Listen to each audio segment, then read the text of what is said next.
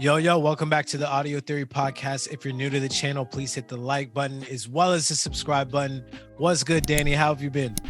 I've been good, dude. We've been back after a week's hiatus, so we appreciate everybody's rocking with us and just enjoying the older content, but we're back better than ever. Had a nice little break for work. That went well. Great, relaxing weekend, bro. Cannot complain. How about you, man? How's it been on your end? Obviously, and also how's the song feedback going?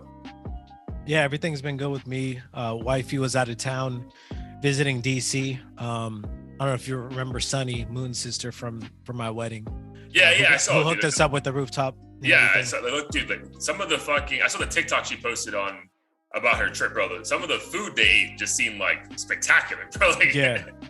No, it looked like a lot of fun, and I've been to DC a couple times, but I was younger. Oh, dude, I've never been at all. But like, I'm saying, I feel like it's not a bucket list thing, but I feel like going at this stage in our life would be fun, you know? Mm-hmm. No, I've heard great things about DC. I heard it's pretty small, and I think the culture isn't quite as like diverse as other cities, just because it's in DC. But overall, it seemed like a super fun experience for her. And I know people who have lived there for several years and they had nothing but good things to say. So nice. Definitely on my bucket list. But outside of that, didn't do too much this weekend. Did all the stuff that my wifey gets annoyed at when she is here, which is play video games, blast music, do hookah, you name it. So I did a lot of that, but also continued studying Spanish, because now I found that ChatGPT app where it kind of responds to you like a real person, which has been helpful. So been up to that since. But in terms of the song itself, just released that on Thursday, 420, which I didn't even realize until after people started mentioning it, like, oh shit, it's out on 420. Is it gonna be like a stoner track? I'm like, no, it's just literally 4 weeks from when I got the artwork. Yeah. So which, dude, I got some good feedbacks for you on the artwork. Nice. I sent the song to a couple of friends of mine. They're like, bro, it's the artwork for me. I got a peep. You know what I mean? So a lot of people really enjoyed the artwork. So nice job picking that up. That's dope. Yeah. Thanks for that. So the original artist I had been using, he said he had school or something. So he basically was like, yo, I'm sorry, but I can't take on this work anymore. So I was kind of scrambling on Fiverr to find someone who like would make quality animated cover arts, and fortunately stumbled across one. She's always calls me Anthony, which is kind of annoying, but I think it's because they're in the UK. They like flip shit around. Sure. They think Blair is a common last name out there, so maybe that's why. But in any case, I could tell she was really, really like on board with figuring out the concept and talking about, how she was going to lay it out. And I wanted to ask you, give some people the behind the scenes. So how does the overall concept, obviously, you know what the song is going to be about. You already know that. So is she asking you for that? Or are you already saying, yo, I want to have this, and the imagery, then the rest is up to you? Either or works for her.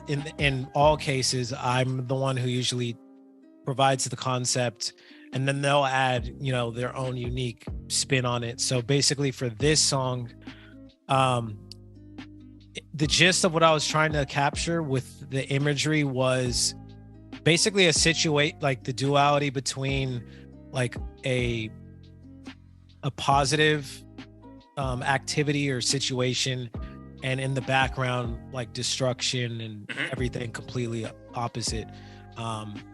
And usually I'll just go to Google Images, not to like steal a concept, but to just get an idea of like, okay, this might work, sure, or this might not work.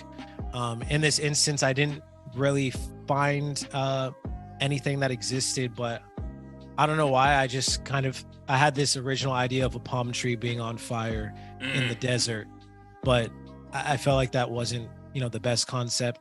And in a lot of cases too, I'll listen to the instrumental. So like the guitar kind of had a almost like, I don't know, Spanish vibe to it.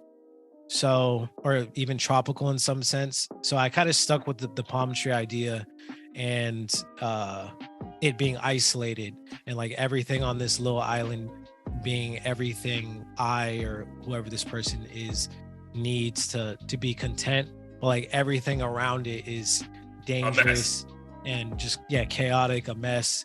So that's where like the shark and thunder and all that stuff came in to play. There's another artist who had a cover art that had a shark, and I really like that one. Similar art style. So basically I just gave her like 10 Google images of like, draw inspiration from this, obviously give your own input. Sure. At first I was gonna have "Could It Be Worse" written into the sand. Bro, that sounds dope. I know it sounds dope, but unfortunately there's like creative limitations, and she was like, I don't think we can have it in there and like be let me look up eligible for the reader. What the final But her dope idea was to have the plane fly by with the "Could Be Worse" flag. Yeah, the flag is dope. The flag is dope. Where's the shark? So there's a shark fin on both the YouTube version and the Spotify canvas, which moves. I don't know if Apple Music, you guys have that feature. The Apple one is not. It's I'm sure obviously it's there, but it's just not that obvious. Okay. Yeah, but at least it works. Yeah, it's like Spotify. towards the bottom. Got it. All right, bet. But so that was the artwork. How's the feedback been thus far on "Could Be Worse"? The feedback's been great. One of my friends told me that it was his favorite song of mine. Nice. I was really pleased with how the little mini like video clip or whatever came out. In terms of the lyrics, I drew inspiration from I think there's this YouTube channel called Daily Duppy. I sent you a link of Central C, but they all do that kind of like animated lyric style just to make it come to life. Yep. Which I think was dope. And then in terms of, so every song release, I submit my song to a handful of like playlists and blogs just to see, if I could get some more coverage. And in general, they have super low acceptance rates. But in this case, I had like 5 or 6 playlists like actively say, hey, like we want to feature you on our playlist. So nice, that was dude. dope. That was the first time that's happened with any of my releases. That they've been accepted, or that so many places accepted it? That so many places accepted. Normally I'll get like 1 if I'm lucky. And usually the feedback is kind of like, hey, the song was cool, but not feeling the hook, or I don't like auto-tune, or I don't like the beat. Okay. So nothing ever bad. It's just these blogs and playlists are understandably super picky. I mean, they get like probably hundreds of requests constantly. Probably per day, to be honest. Yeah, for sure. But yeah, I'd say overall the feedback's been super positive. Definitely one of my favorite releases to date. Yeah, I don't really have too much complaints other than this. Definitely, I think this release kind of pushed me to make more, because I felt like it put me in a mind state to just be more comfortable in trying different flows and vibes and stuff. Yeah, and you said you already have a couple that you were releasing before, like by May or June? May or June. May at this point is probably optimistic, but I think June for sure. Minimum will have 1 by June. Nice, dude. But I thoroughly enjoyed it. I definitely enjoyed what you're doing on the TikTok end. Like those videos seem like organic, but still like creative, but still also trendy. Because like you said, like what that guy's name? Central C's doing it. I didn't see that Tyler the Creator video where he's doing it, like a more like aesthetic kind of way. But yeah, dude, it's just a nice touch, man. Like sometimes I don't know if it's a generation, but it's nice to remove the guessing game out of it, right? Like in those little moments, you kind of give the listener exactly what you were thinking about with that lyric. So I think that always comes home nicely. Yeah, man, the song was super dope. It was like definitely like a enjoyable moment. 3 minutes, easy listen to. Played it back a few times. I still think Reload is my favorite 2023 track from Anthony. Nice. But this one is very good, dude. I really enjoyed it. Added it to my normal playlist already. So yeah, man, I'm super proud of you, bro. And excited for the next body of work. Is it gonna be? Can you share like the theme about that one yet, or are you still going through the creative process? So the one that I may release next is It's called Limitless. In terms of the theme of it, I'd say overall it's just kind of the mindset of working towards something, but not necessarily knowing why, but just being driven to accomplish and have a purpose. And I think with anything I do, like sometimes I'll sit around and be like, why am I doing this shit in the first place? Yeah. Like it feels good. Like, yeah, I'm successful in doing that or this, but like why? Yeah. But on top of that, I think there's like another theme of just having like limitless potential and going towards that. Continuing to strive. But I'm really excited about the other one that I more recently finished up. That one I would say is similar to Could Be Worse, but more blatant in the duality theme. Okay. I think I had already mentioned this as a song I was working on maybe 6 months or 5 months back, but I ended up changing the beat. Okay. I didn't finish that one because I wasn't a fan of the beat anymore, but it's the same concept. Like I think what I mentioned to you was, I could go commercial or more conscious. I could go beyond my crazy shit like Kanye or creative like Virgil, like just back and forth throughout the song of, kind of like the devil on the shoulder and the angel on the other shoulder type of concept. So that one's a fun one. I think that one's, I wanted to do something that had like a very clear cut concept. Sure. I don't think I've done something like that to that level. So that one's dope. That beat is like super trap heavy. It sounds like a future track. It's like a dark tone, even though it isn't a dark song. Got it. And that's the one you're trying to release next, or is that the one coming after? Probably after. Okay. But who knows? I might switch them up. Sure. But the Limitless one sounds exciting too, because I feel like everyone, especially, and we talk about like, moments in time as you get older. The Limitless one sounds dope because like everyone does that, right? Like, for example, we give you guys behind the scenes before we got on. We were talking about how busy each of us were at work, and like, you could be great at your job, but there has to be moments where you're like, oh, why do I do this? Like, you know what I mean? Like, it can't just be for a check. Like, there has to be something deeper than this, right? Like, I had a work conference last week, and like I had to present, and like, bro, my chest got tight. You know what I mean? Like out of obviously nerves, right? But then I'm like, dude, like, is it tight because of nerves, or like this is my body rejecting the idea of doing this? You know what I mean? Like why are you doing this? So like, I definitely could get that, bro. But yes, I'm definitely excited to hear that one. But I would also say for Could Be Worse, I love the beat selection. So I feel like you float on that epically, bro. Yeah, so like I did one of your best releases for sure. I'm glad you're getting the feedback you deserve. So just so I know, and like again, people like kind of when we were doing interviews, right? Like when you would ask people for more behind the scenes for creative process. So like, do you already have like, obviously you started promoting this song maybe like 3 weeks ago, right? With the TikToks a little bit and like the teasers. So then what's the plan once you release it? Is it just kind of like you already have like a set regimen with that, or is like kind of a go with the flow and see how the reaction is first? So once I release it, I pretty much, I obviously post on TikTok and Instagram and YouTube, but I throw some ad money on YouTube as well as Instagram to boost the posts. Okay. And then basically based on what that does for like my YouTube and Instagram, I'll either cut it short and pause it, or if it's like working really well, I'll just keep it going and try new things.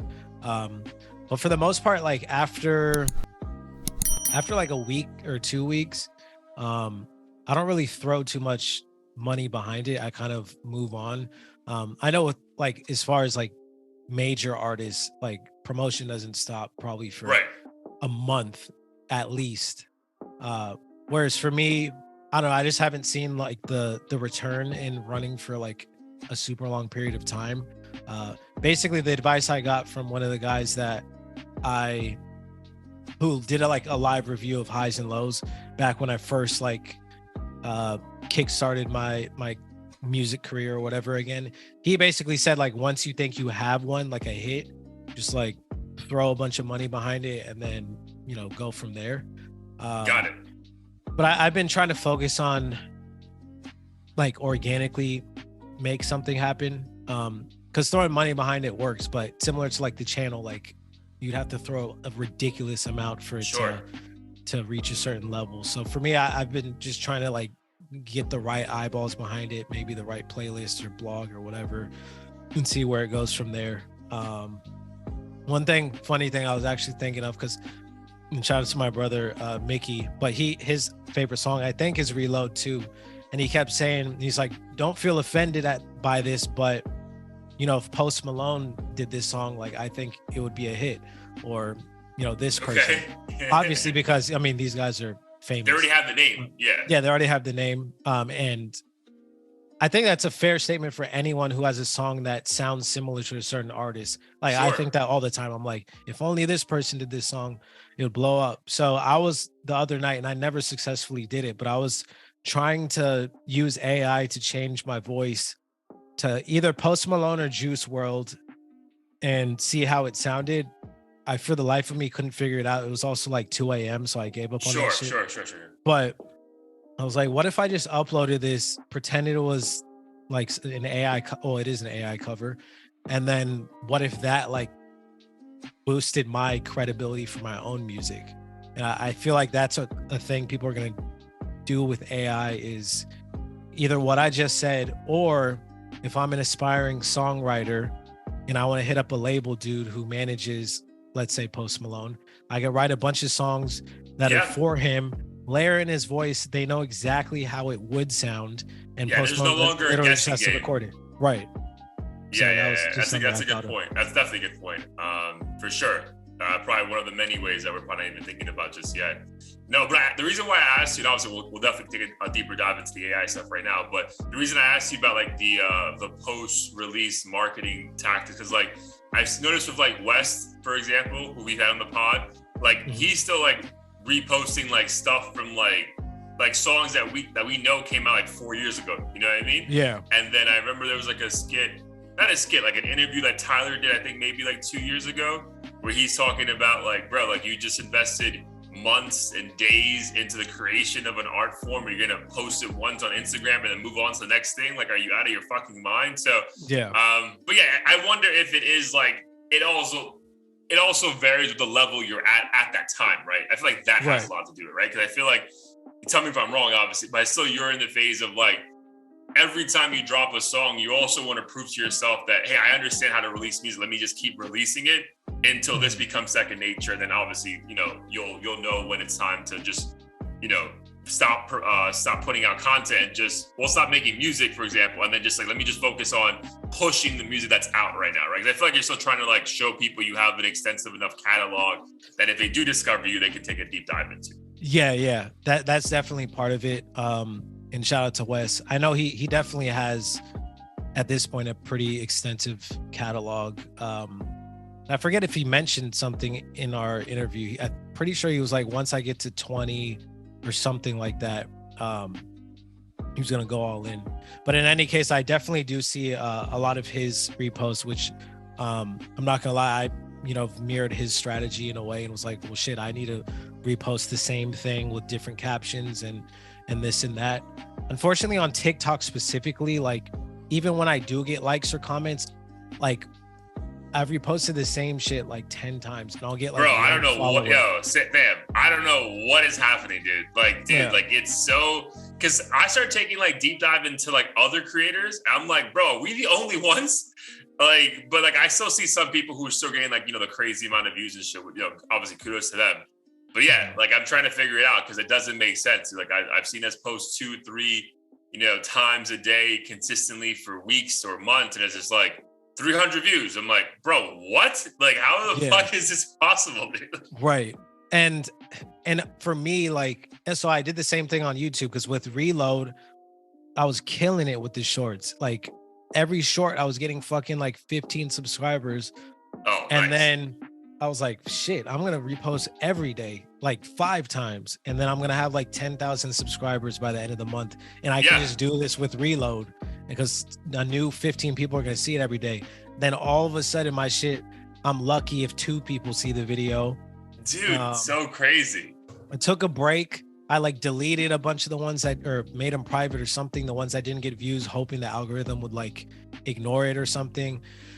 With this song, like I got a couple of bumps and like, you know, 4 or 5 subscribers from each video, but I really don't know what happened. I don't know if YouTube's like, all right, we got this motherfucker. He thinks he's gonna, like, we tricked him into uploading shorts all the time now, so we can like, you know, we can move on to the next person. Yeah. So I don't know, but my whole thing is like, I understand the strategy of reposting, but personally, like if I see the same shit too many times, I'm just gonna get sick of the song. I'm not even gonna lie. Like some of the TikToks, even with the songs that go viral and every video is using it, sure, someone might subliminally be like forced into liking it. Sure. But after a certain amount of time, I'm gonna be like, I fucking hate this song. I'm sick of it. I cannot hear it. Like I don't even like hearing my own shit too many times over and over and over. So that's like the hurdle I have to get over. And it's tough because balancing marketing with the music making side, like at a certain point, if the marketing and business aspect of it makes it annoying and painful, then it's like, fuck it. I don't even care if I have more followers. Like I just want to make a dope song. Yeah. And if enough randoms comment on it that they like you, like I already won. You know what I mean? But I guess the tough part for both of us, like in this, is just like for the pod and for obviously the music brand, is just like understanding like what the end goal is, and like knowing that even though we're not anywhere near that in the moment, like enjoying the small wins, right? So that's why I'm sure when you were getting like 15 new subs every day, you're like, oh, bro, it's happening. You know what I mean? Right. It's like, maybe not today, but yeah, like it's in motion kind of a thing. Yeah. And I mean, it happens with everyone, right? Like your Wes Eurostep song went absolutely viral, but realistically, you know, sometimes you just get lucky. And like he posted a 7-second clip, I think he said, took off, every influencer on the planet using it. But then does that happen with the next song or the next one? And you can't, there's no foolproof way to make it go viral. You just have to hope something sticks at the right time and the algorithm, you know, happens to be on your side. Yeah. No, dude, it's sometimes I think there's a science to it, but then I really just think like it's not, dude. I think there's like just like almost like the music industry, right? There's like just like a massive machine behind certain content creators that like we're not privy to, and then sometimes they just make it sound like they're like, oh, this is like, yeah, just do this 4 times. It's so easy. It's like, bro, shut the fuck up, bro. Like you're part of a creative house that is editing and doing all this shit for you before you even wake up. Like, right. So like, yeah, it's just, it's challenging, but it's all good, man. I think the fact that we both still enjoy the opportunity to even create it in the first place, that whatever happens on the back end will take care of itself. But man, I appreciate you sharing with the people listening and watching the behind the scenes on what it took you to make that song. Definitely a banger, so definitely add it to your playlist if you're listening to this and watching this. And excited for the next one. But let's get into episode 140. Episode 139 is currently up on every platform, so please peep. But dude, kind of you hinted at it a little bit with the Post Malone jumping on a Blair Anthony record. I think AI continues to have everyone in a frenzy right now. I feel like every time you send me a song, I'm like, is it the real artist though, bro? Or are you sending me some like AI shit? So dude, so obviously the biggest thing right now, I think people are losing their minds more so because that Drake and Weeknd cover or AI cover is just doing crazy numbers, right? And I think enough people may have been fooled or duped, or maybe because it just sounds so good, which it does, that everyone's like, oh, fuck, what's about to happen? So on April 24th, 2023, what's your current feel for the state of AI in the music industry? My current feel is that I think every week or at minimum every month, we're going to see this thing evolve. It seems like more and more songs are coming out. The ghostwriters are becoming better, and I can sense that they're trying to gain something from it. Like, I feel like before It was just kind of an experimental thing, but I Hmm. feel like at this point, these creators are trying to either grow their existing music catalog, like me, for instance, like, they have their own songs I've noticed, or their producers who are just ghostwriting to get eyeballs for Drake or whoever. So I feel like in this current state, a lot of these creations are meant to drive eyeballs to labels and other folks who can hopefully turn this into a monetizable type of thing.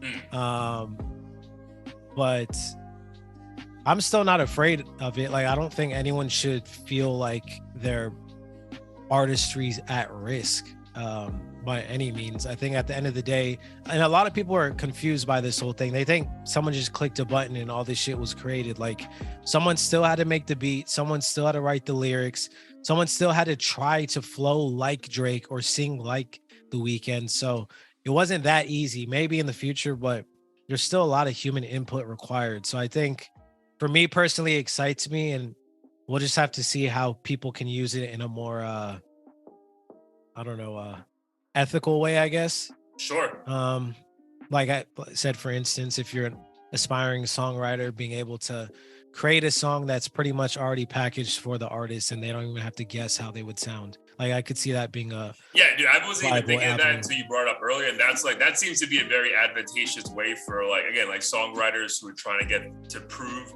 the quality of their content. So, question then back for you because again, ask for people who don't know too much about it, right? So, like you said, the way that most songs are created, right? So, I'm confused then because I feel like you and I have spoken about, or maybe I saw like on YouTube where like I thought the lyrics could be generated by the AI. So they definitely can, but I think the quality is going to be noticeably low.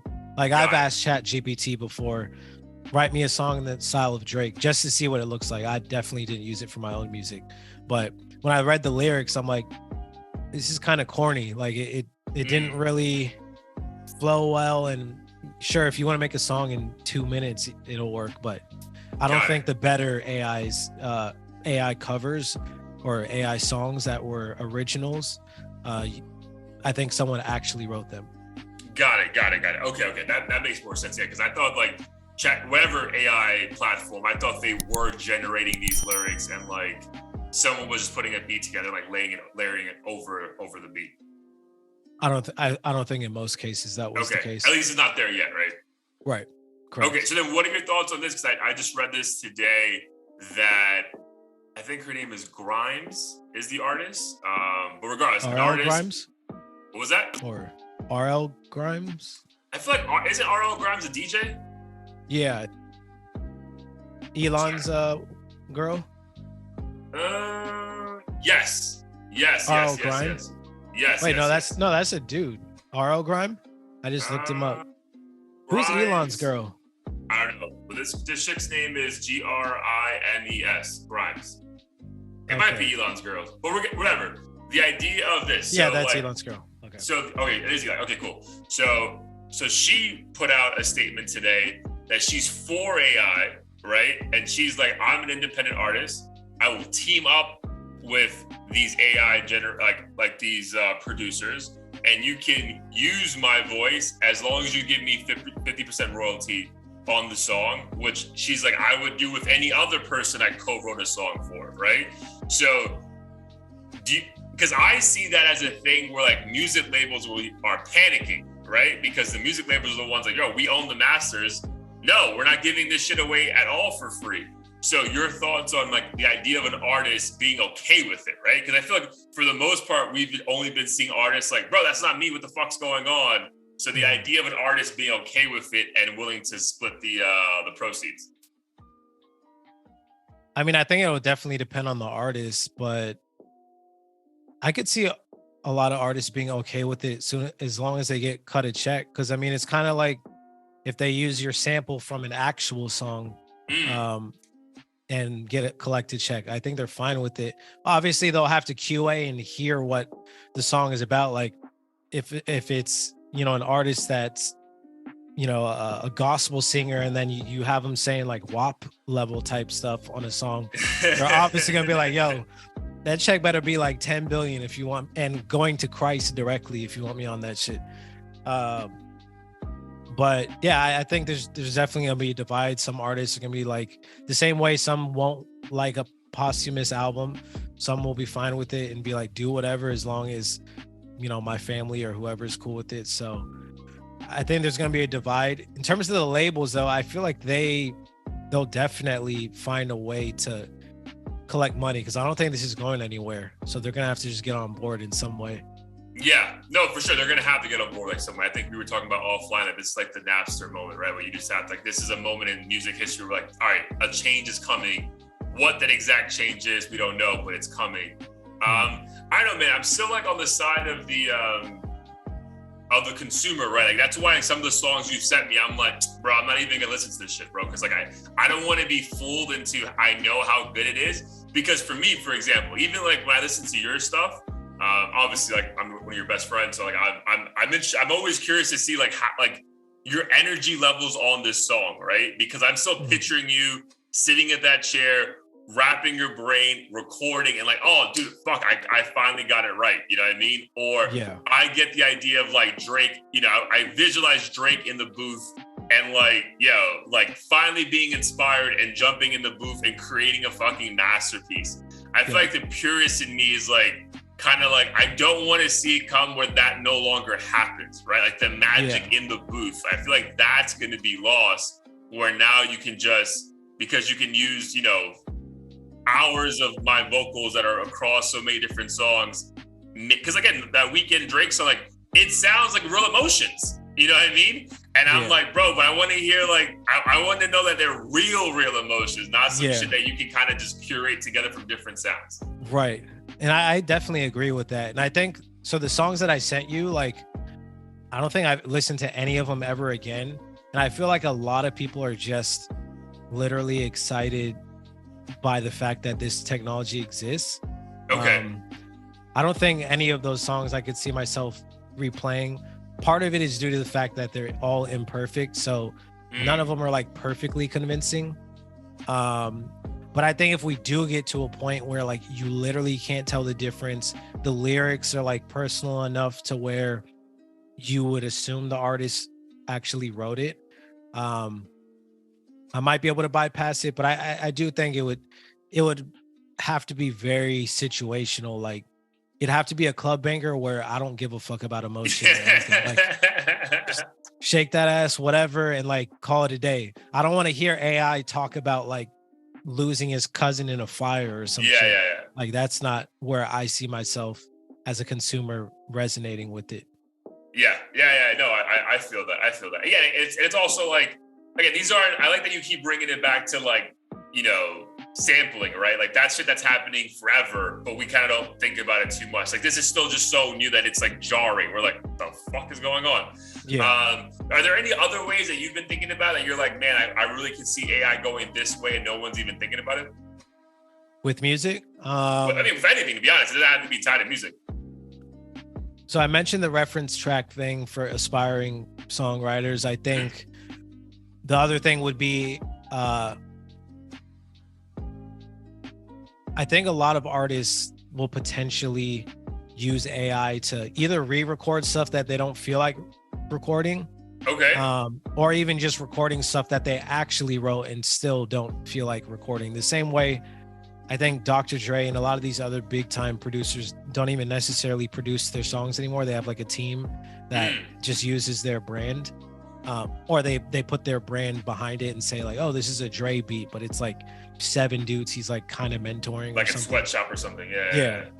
So I could see that to where it's like Drake or whoever has someone who knows their cadence and flow and all that stuff, and they're like, shit, I wrote 5 songs, I can only record one myself tonight, but you and you record the other 4 and use the voice changer and I'll call it a day. I don't know if Drake himself would actually do that, but I'm talking about like a handful of artists who just only want to make as much money as possible and put out as many songs as possible and get away with it. Yeah, and probably another way, Because I can definitely see that happening for sure. And another way probably is like we've been seeing recently with like the Ashantis of the world and the Taylor Swifts of the world, like, you know, trying to, you know, I guess like that they found that like loophole, like if you re-release the same exact song, you get to earn your masters back because now it's being released under a different label, like whatever that thing is. They could probably just use AI to just do that shit for them, right? They don't have to worry about, you know, being in the booth for hours on end for a month or something to try to get exactly right. So yeah, that's right. That's definitely a couple ways that people aren't thinking about it, man. It just feels so new, man. Like it just, and there seems to be, I mean, there's more than one, but there's definitely like one or two that are good every day being released. You're like, bro, like what the fuck? My entire TikTok feed, especially on the Audio Theory page, is just that. I'm just like, bro, like, fuck, bro. Like I don't want to like this. You know what I mean? Like I'm doing my very best to not like this. But I am gonna be curious when like more artists start like not sounding off on it, but just giving their 2 cents on it. Yeah. Because no one's really saying heard anything. Much. Yeah, right. That's like the weird, confusing part, right? Like imagine if like someone just started like dropping Blair Anthony type projects and like saying it's like I'm doing this to sound like Blair. You're like, yo, who the fuck are you, bro? Like, you know what I mean? Like you'd say something.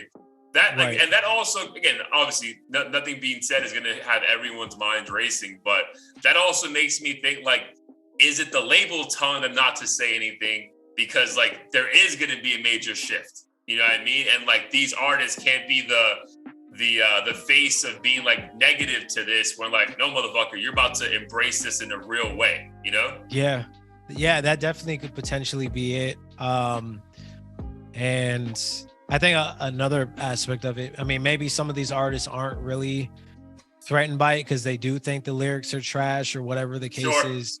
Because at this point, we haven't gotten anything super convincing except for that Winter's Cold Drake song. I don't know why, but that hook and everything just is so Drake that you swore he would write something like that. Yeah. But I think it didn't help that a lot of people were saying, oh, like Drake hasn't released anything this good in however many years. So if he comes out and talks shit against it, he looks crazy. And if he supports it, he looks crazy. So I could see him just being too big for that and enjoying life and only worrying if his pockets are threatened, are being affected by it, which again, I don't think we're anywhere near that. But yeah, no, to your point, like it really, and I get it, right? You're not gonna fucking use AI to recreate a fucking Blueface song. It's like, bro, no one's listening to Blueface himself. We're not gonna listen to the AI version of this. But because as of right now, it's Drake, The Weeknd, Kendrick, Kanye, J. Cole, Thames, Rihanna. Like these are like the handful of people that you keep hearing these but these covers for. So yeah, I don't know, but I feel like I hope before the year is up, as this keeps evolving, because I think to a point you made on the pod a couple weeks ago, like this is the worst it's ever gonna be, right? Like this shit's only gonna get better as far as quality of lyrics, beat production, the voice, sampling. So as this keeps getting better, and like even they're gonna have to be like, bro, is that me? I feel at some point they're gonna have to make a comment, bro, because this shit's getting a little bit too, like, I'm not saying out of hand, but just like, bro, like what's really about to go down the next like 18 months when it comes to this? Mm-hmm. Yeah, it's scary and exciting at the same time. I'm more excited than scared. Like you, I feel like at the end of the day, we still want to know that there's a real person behind the scenes with a real story to tell. So if any of this music does succeed and top the charts, I think it's going to be the more cookie cutter. This could apply to anybody type music, where like you don't really care who's singing it. You just want a good song. Yeah. That's facts, dude. But yeah, great points, man. And I definitely, I really enjoyed your take on the writers, because that's like, I didn't think about that. That's a great one, right? Because you're literally delivering an entire product. Like, I just wrote a song for Taylor Swift. It's a guaranteed banger. Yeah. 4 billion people liked it. Where's the check? You know what I mean? Like, yeah. All right. So another thing that came up that was pretty, I guess the biggest in the last 2 weeks, man, was Coachella. This is the first Coachella in 4 years that one of us didn't attend. I had a little bit of FOMO. I think we did it. You did as well, because we saw in week 1, fucking Bad Bunny brought out Post Malone, Metro Boomin brought out The Weeknd and Future. Bro, apparently the week 2 set of Metro Boomin and Future had close to 80,000 people in the fucking crowd. Oh my God. Yo, wild, bro. Like, I think just because the energy from the first set really had people like, oh my God, I gotta be there. Because that's crazy, dude. Crazy. But I think the biggest headliner, no pun intended, about the Coachella was the Frank Ocean getting injured on week 1 and then pulling himself out of the event on week 2. So your thoughts on how all that went down? So I did look at the Frank Ocean performance. I didn't think it was as bad as the headlines made it seem. Sure. But at the same time, it did seem lackluster. It didn't seem like he was completely there and in the mood. And I think what really bit him in the ass is the fact that he's been so MIA and hasn't really put out music in the longest time. Mm-hmm. So when you have this big moment and people are spending hundreds or thousands of dollars to be there, like, you expect a full-on performance. Blow my fucking mind. Right. And it seemed like he treated it like he was a surprise guest who was like, just, come out, do a couple songs and tease the crowd and then call it a day. Yeah. When that wasn't supposed to be the case. Nah, dude, that's why, dude, I was grateful I didn't buy tickets, because we always go. But like, when you and I went together, I was very direct, like, yo, we're going week 2. And then the same thing when I went with my girl last year, I'm like, yo, we're going week 2, right? Because I feel like, again, they work out the kinks week 1, and then they already surprised people in week 1, so now they're gonna have to do bigger things in week 2. So I'm grateful, bro. I didn't buy tickets for this year, because, bro, I would have only been going to see Frank Ocean. So the fact that I know there's so many people who are fucking furious that he did not show up at all for week 2. Yeah. No, I'd be pissed too if I was going specifically for him. I actually used to be a crazy fan of his back in 2012 or whatever, when he had that the Ultra mixtape and a ton of others. But over time, like, I feel like once he became like the persona, Beyonce, persona of his persona became what it is now, and he was like this elusive Beyonce like figure, I stopped really checking for him. And I don't know if it kind of coincided with him like coming out of the closet or whatever he did. He just, I don't know, musically seemed like he didn't want to do a whole lot. And I felt like he could have been like The Weeknd, where he's still present and killing it, and everyone's still massive fans of him. But like, it seemed like he just left us with some bodies of work and then somehow became this elusive legend. Yeah, like literally, I think if you would, I know it's R&B, but if you would, like, it's also like R&B with like a lot of heavy hip hop, right? Because there's some songs where I think he's just actually rapping. But whatever that segment is in the music industry, like, I think he's already considered like the GOAT, right? Like, people are fucking like, dude, people fucking booing Drake because this motherfucker didn't show up to a concert they thought he was going to be at. But honestly, so the persona thing is, I'm glad you brought that up, because I personally think that all this was him trying to add more mystique to his persona. Like, him just like being so nonchalant. And like, bro, because I didn't watch the whole thing, but the clips that I saw, bro, that shit felt like a slap in the face to the fans, bro. Like, it was just like him blatantly not singing, right? Just walking around. And I'm just like, bro, like, no, man, there's no way, dude. Especially like if you're like the closing set, and I'm talking for anyone who's 29 years or older, bro, you've been standing all fucking day, your back hurts, bro, your knees are about to fuck, and you don't even give me any energy? Nah, dog, like that shit was trash to me. So I really think this was more, again, dude, if his ankle was broken, then it is what it is, bro. Like, who the fuck are we to tell him? But if it's assuming that his ankle was not broken, bro, I truly think this is all like a thing to like make his mystique that more like oh man, like, you know, he didn't even give a fuck about Coachella. Like, he's not going to be forced by the man to do these things for rich fans, but he'll still do like a random pop-up shop in like Brooklyn, for example, right? So I truly think this was all him like saying fuck you to like mainstream entertainment. But I think that's still shitty though. I think a lot of people really felt disappointed because they really did go to see him. I get what you're saying. That would seem weird to me though for Coachella. I know Coachella is like super commercialized and shit now, but I would see that attitude more with like Rolling Loud or something where it's blatantly, you know, for the kids or for the in crowd who wants to be cool and stuff. But I feel like Coachella is still, I don't know, hippie enough or in line with his fan base. And I feel like this still tarnishes his reputation only because this is the first time I've seen this much like outrage over him. So maybe he was trying to be that like, oh, I don't care so much, so I'm a better artist because of it kind of attitude. But it's hard for me to believe that only because everyone seems to hate him right now. Yeah.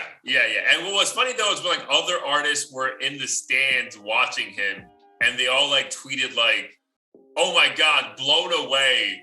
And then like if you look at the comments under those tweets, people are like, "Bro, shut the fuck up. We know that's your friend. Like, you don't actually believe this shit." Yeah, it's hilarious. Yeah. I was like, I mean, Justin Bieber got some backlash. It's like, bro, you were not blown away. Stop that. Stop it now. No, that's definitely deriding for sure.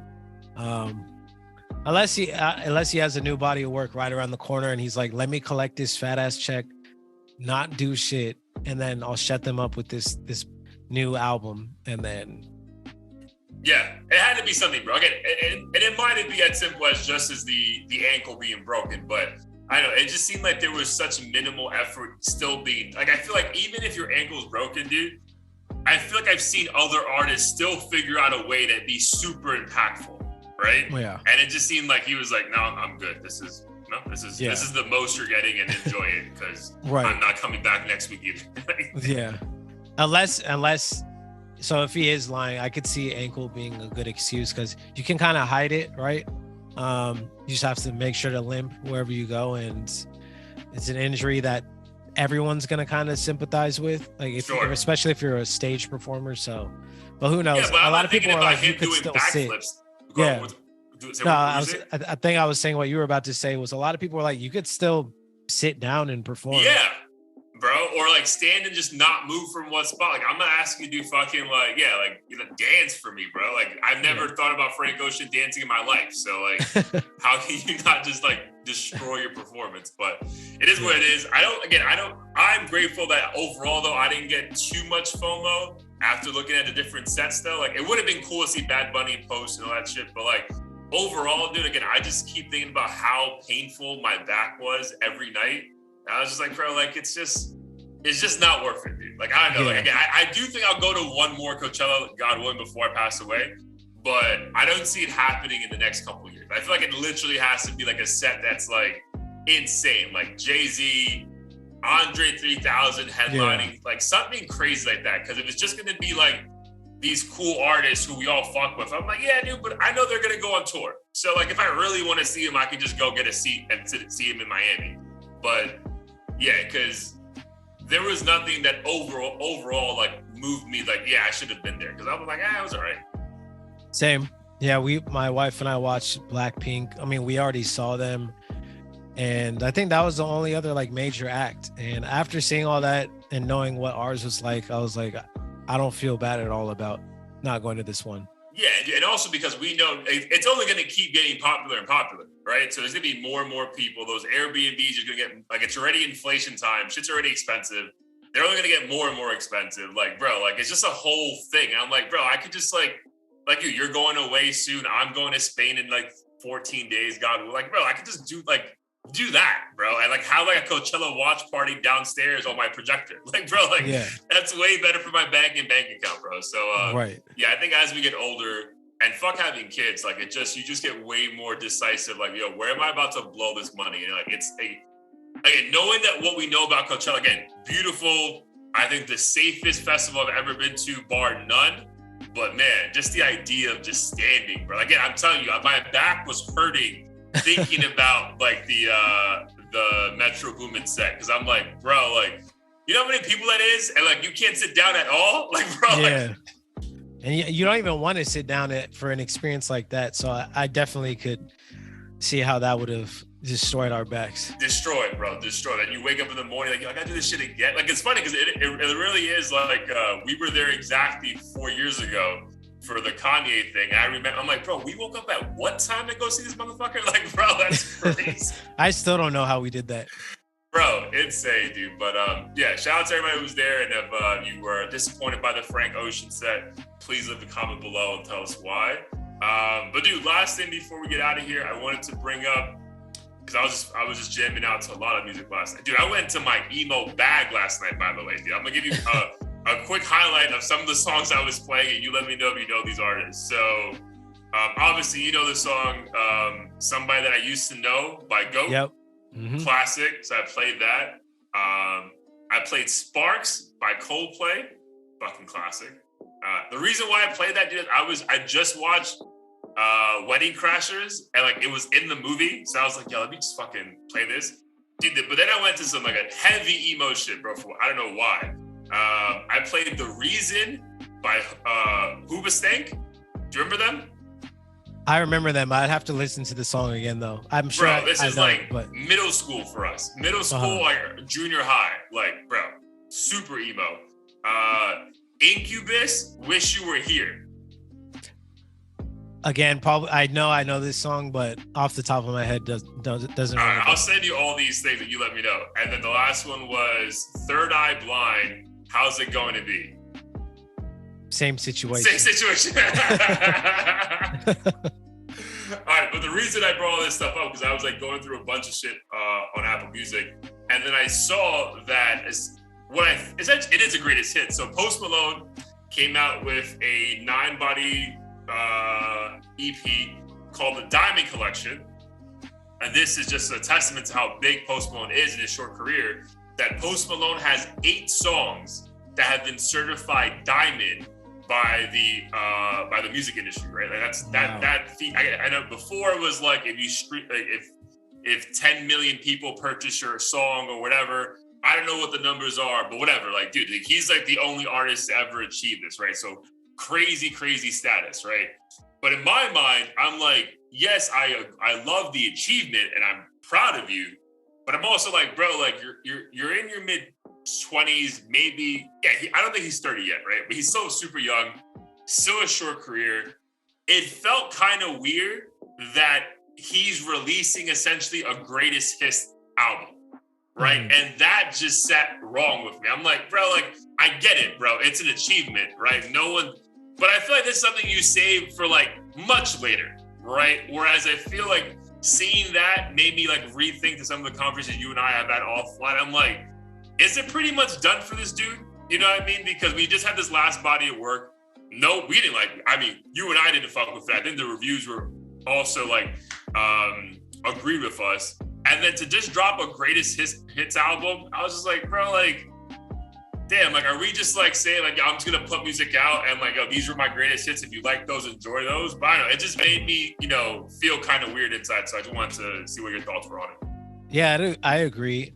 I'd agree, and I think he does seem finished, but I feel like it's his own doing. I feel like he's like, I put out all these hits, and I'm just kind of over it, and then I might just pop up every now and then with a song, but I feel like he's over the super commercial mainstream hip hop style hits, and he's doing this more like, I wouldn't call it country, but what is it, like folk country pop, whatever it is. Yeah, I know there is one new song on the thing that's apparently Chemical. Yeah, did you hear that song yet?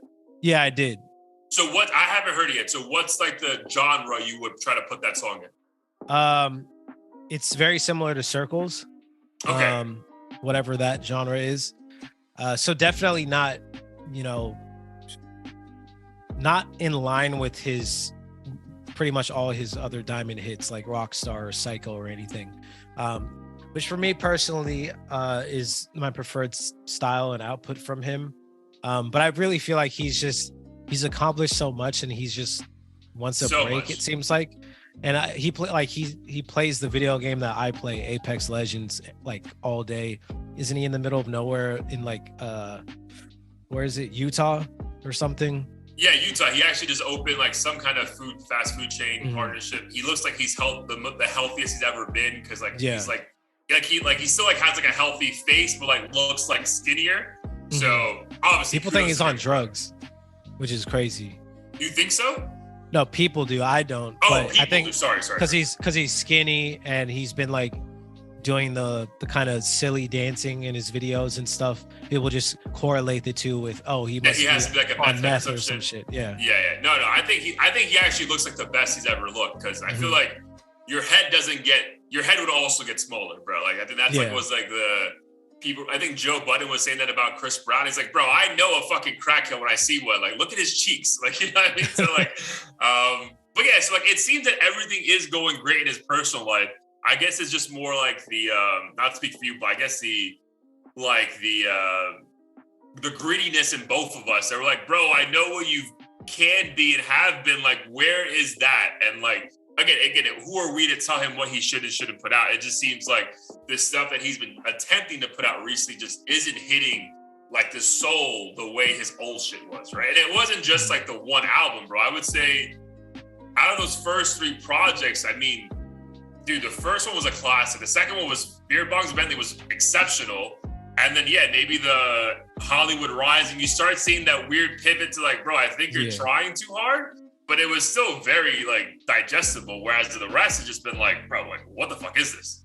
Yeah, I'd agree. And I feel like this kind of, at least for me, happens with a lot of my favorite artists. Like over time, it's just almost like unrealistic for me to expect the same output, like whether it's J. Cole or whoever. Obviously, there's rare exceptions where like people like Drake or whoever tend to get better over time and surprise you with this and this new flow and this and that. But Post Malone's one of those guys where I feel like very early was kind of like, I did it all.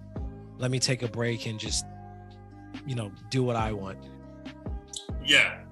But what sucks, I think, though, is like if we actually just do the math, right? Like, so what 2016 to 2023, that's 7 years. Like, that doesn't feel like that should be like your career, right? Like if you were able to achieve such levels, I feel like I wish that like these things were like more like spaced out, right? As opposed to like, we got like 2 classics back to back in like 3 years or 2.5 years. And then the rest of your career is now just like, I wish it was the old stuff.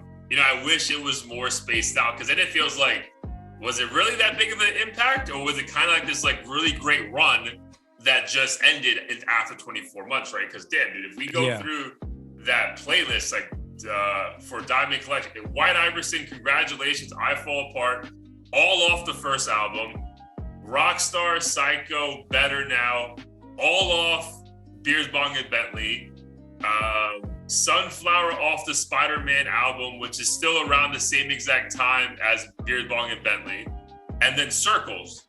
So really like all your hits are like from your first 2 albums, and then there's really nothing else to drive home about afterwards. That just makes it feel like even more painful. Like, damn, bro, like was it really that good, or you just had like a really good 2 years? You know what I mean? Right. Yeah, it's tricky. It's kind of like almost like Fetty Wap, except obviously Post Malone's career. Yeah, different levels. But I know what you mean though. Like the run was still impactful. Right. And it kind of makes me wonder, what is the good balance of releasing back to back and putting all your hits in one basket during similar time frame? Because I know a lot of people are like, well, if you have a hit, you got to follow it up. But then other people are like, don't use all of your show all your cards at once and then leave yourself nothing for the rest of your career. Not to say that Post Malone isn't relevant, he's still massive, but you're still massive, what is bro. that good balance? Because how long do you wait? Yeah, dude, there's probably no right answer, right? But I feel like Danny and Blair today are like, bro, I wish I had more. Whereas I'm sure like after the first album, like, oh, bro, I cannot wait till the second album, as opposed to like appreciating it. And I feel like it's that sports analogy, right? Would you rather have the one ring and like it was the greatest year of all time? Or would you like to have 6 rings and, and it was just okay, right? So I guess it's like, it's tough, dude. It's tough. But I don't know, man. It just feels like there's something that we're like, it seems like that era of him is gone. Right, because it'd be one thing with like when Drake had a miss, right, and we can easily say now 2 years or a year and a half removed that Certified Lover Boy was a miss, right? There was never any doubt that there would be more hits on the way. You know what I mean? Whereas with Post right now, it's like I think it's over, bro. You know what I mean? Which again seems crazy because, bro, like we've said before, like. There isn't bigger Post Malone fans than both of us. You know what I mean? Like, dude, I saw that guy 4 times in the first like 16 months of ever hearing him. Like, I was like, yeah, I gotta go see him. But it just feels like I don't think that that he had is currently resulting in the quality of music that you and I think is like his best stuff. Yeah, he's definitely got me questioning that.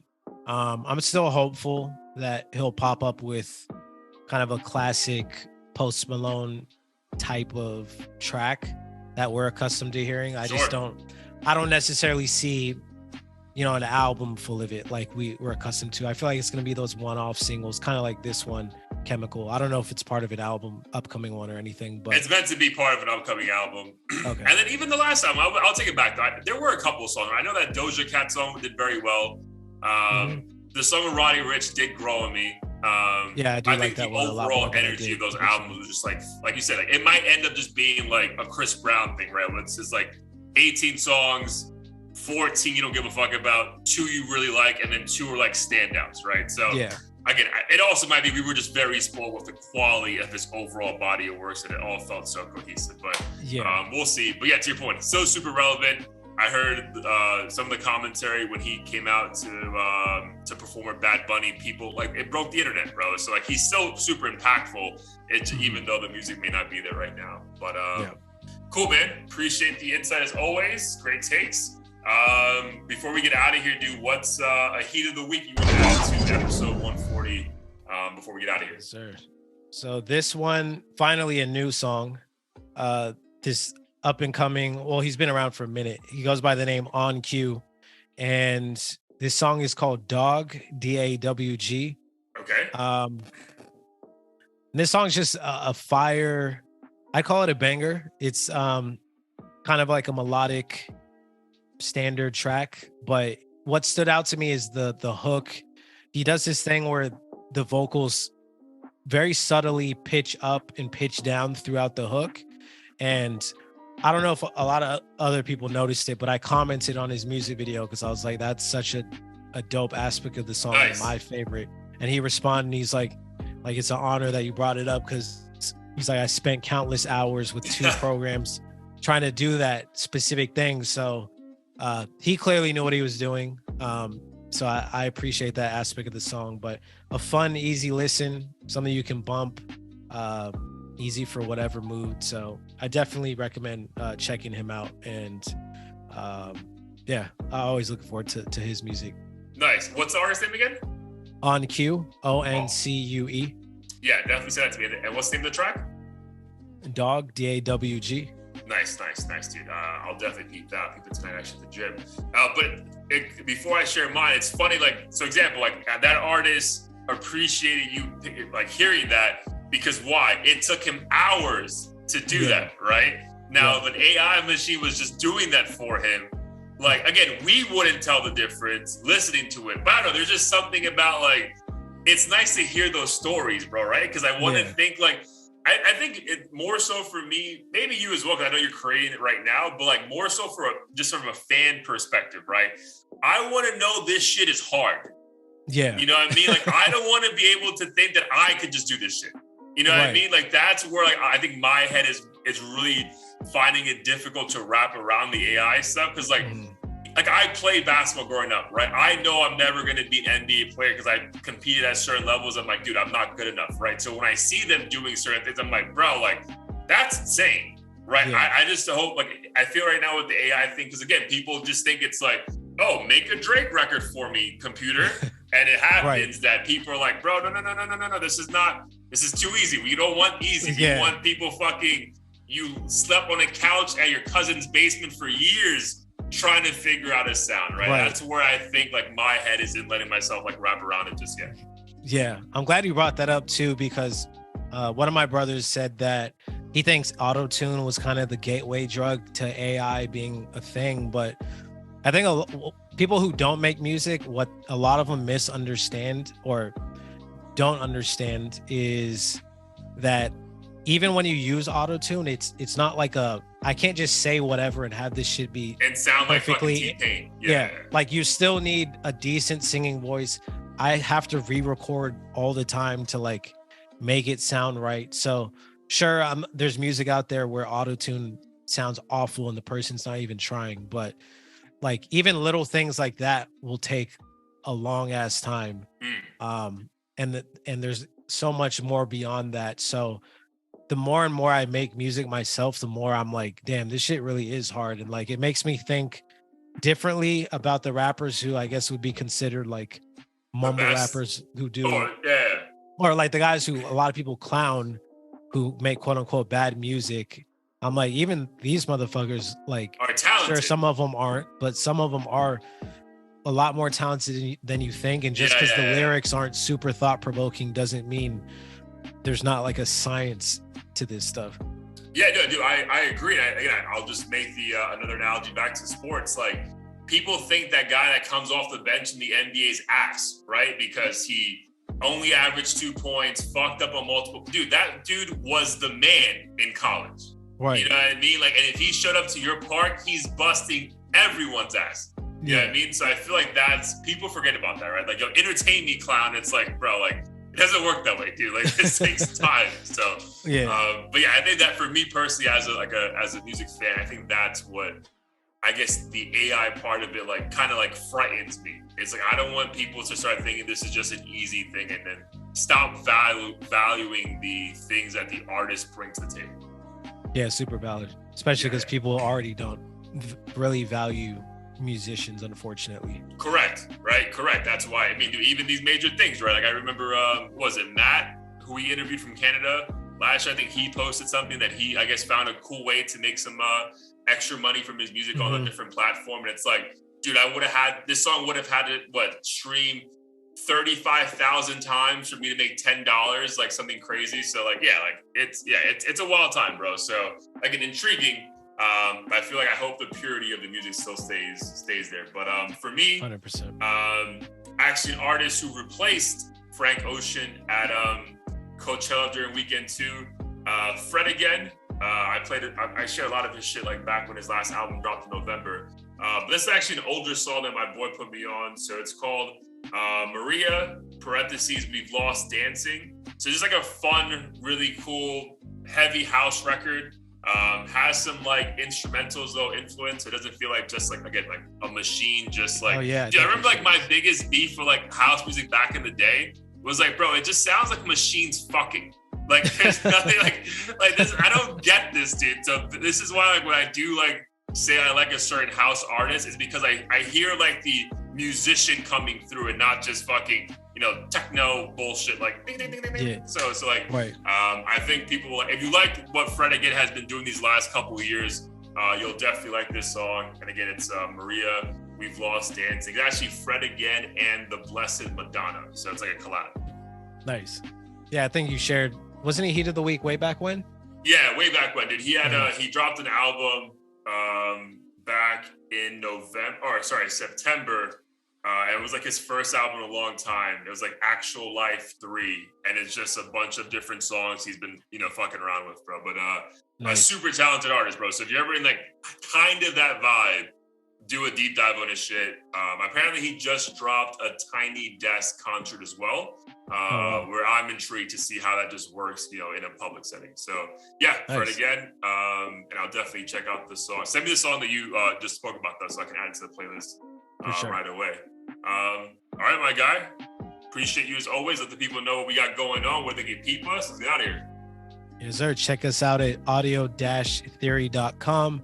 New episode every week on all platforms. We also have the Spotify and Apple Music playlist on there, so be sure to check that out. And cop some merch if you're cold or you just want to rock a t-shirt to show some support.